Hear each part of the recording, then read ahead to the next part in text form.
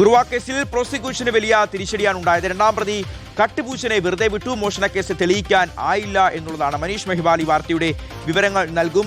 മനീഷ, കുറുവ സംഘം എന്ന് കേൾക്കുമ്പോൾ തന്നെ ഒരു കാലത്ത് കേരളം അത്രയേറെ ഭയപ്പെട്ടിട്ടുണ്ട്, പേടിച്ചിട്ടുണ്ട്.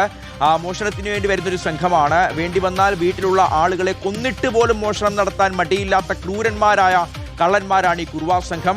അപ്പോൾ അവരെ തെളിവ് സഹിതം കയ്യോടെ പിടികൂടിയപ്പോൾ കേരളം ആശ്വസിച്ചു. പക്ഷെ അവർക്ക് ശിക്ഷ വാങ്ങിക്കൊടുക്കാൻ പോലും കഴിഞ്ഞിട്ടില്ല. പ്രോസിക്യൂഷനും പോലീസിനും ഒക്കെ വലിയ വീഴ്ചയല്ലേ മനീഷ ഉണ്ടായിട്ടുള്ളത്?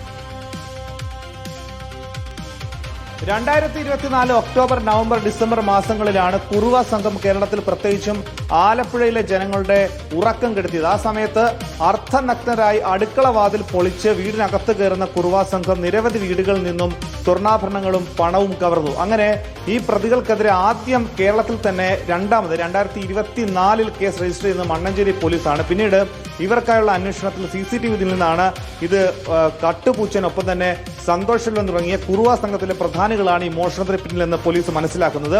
കോട്ടയത്തെ മറ്റൊരു മോഷണത്തിന്റെ ദൃശ്യങ്ങളിൽ നിന്നാണ് ഇവർ തന്നെയാണ് പ്രതികളെന്ന്, ആലപ്പുഴയിലെ കേസിലെ പ്രതികളാണെന്ന് മനസ്സിലാക്കുന്നത്. അങ്ങനെ ഇവർക്ക് വേണ്ടിയുള്ള അന്വേഷണത്തിൽ രണ്ടാം പ്രതി കട്ടുപൂച്ചനെ മണ്ണഞ്ചേരി പോലീസ് മധുരയിൽ നിന്നും, ഒന്നാം പ്രതി സന്തോഷ് സെൽവത്തെ എറണാകുളത്തെ കുണ്ടന്നൂർ പാലത്തിന്റെ അടിയിൽ നിന്നും നാടോടികൾക്കൊപ്പമാണ് അന്ന് പോലീസ് പിടികൂടിയത്.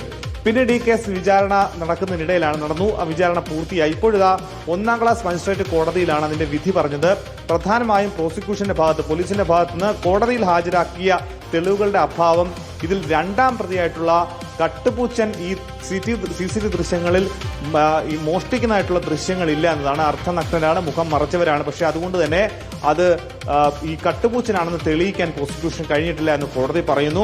ഒപ്പം തന്നെ മറ്റു തെളിവുകൾ, പ്രധാനമായും രണ്ടാം പ്രതി ഈ മോഷണ പരമ്പരകളിൽ ഒന്നും പങ്കെടുത്തതിന്റെ തെളിവ് ഒന്നുപോലും നിലവിൽ കോടതിയിൽ വെച്ച് അത് സ്ഥിരീകരിക്കാൻ കഴിഞ്ഞില്ലെന്ന് കോടതി കണ്ടെത്തി. അങ്ങനെയാണ് രണ്ടാം പ്രതി കട്ടുപൂച്ചനെ കോടതി വെറുതെ വിടുന്നത്. പക്ഷെ ഒന്നാം പ്രതി സന്തോഷ് സെൽവം കേസിൽ പങ്കാളിയായിട്ടുണ്ട്, മോഷണത്തിൽ പങ്കാളിയായിട്ട് മനസ്സിലാക്കി. സന്തോഷ് സെൽവത്തിന് 4 കൊല്ലമാണ് നിലവിൽ തടവ് ശിക്ഷ വിധിച്ചത്. പക്ഷേ അതിൽ 2 കേസുണ്ട്. ഒന്ന് ഭവനഭേദനവും മറ്റൊന്ന് മോഷണമാണ്. രണ്ടിൽ ഏറ്റവും ദൈർഘ്യം കൂടിയ കാലയളവിന്റെ ശിക്ഷ അനുഭവിച്ചാൽ മാത്രം മതി. അങ്ങനെ 2 വർഷം അനുഭവിച്ചാൽ മതി. പക്ഷെ അതിൽ തന്നെ 1 വർഷം വിചാരണ കാലയളവിൽ ജയിലിൽ കിടന്നിട്ടുണ്ട്. അതുകൊണ്ട് തന്നെ 1 വർഷം മാത്രം സന്തോഷ് സെൽവത്തിന് ജയിലിൽ കിടന്നാൽ മതിയാകും. ഇനി ആ 1 വർഷം ജയിലിൽ കിടക്കുന്ന ശിക്ഷ വിധിച്ച കോടതി വിധിക്കെതിരെ ഇപ്പോഴിതാ ഹൈക്കോടതിയിൽ അപ്പീലുമായി പോവുകയാണ് സന്തോഷ് സെൽവത്തിന്റെ അഭിഭാഷകൻ. ശരി മനീഷ, കേരളത്തിന്റെ ഉറക്കം കെടുത്തിയ കുറുവ സംഘത്തിന് പോലും കൃത്യമായ ശിക്ഷ വാങ്ങിക്കൊടുക്കാൻ കഴിയാത്ത പോലീസും പ്രോസിക്യൂഷനും വൻ പരാജയമാണെന്ന് പറയാതിരിക്കാൻ വയ്യ.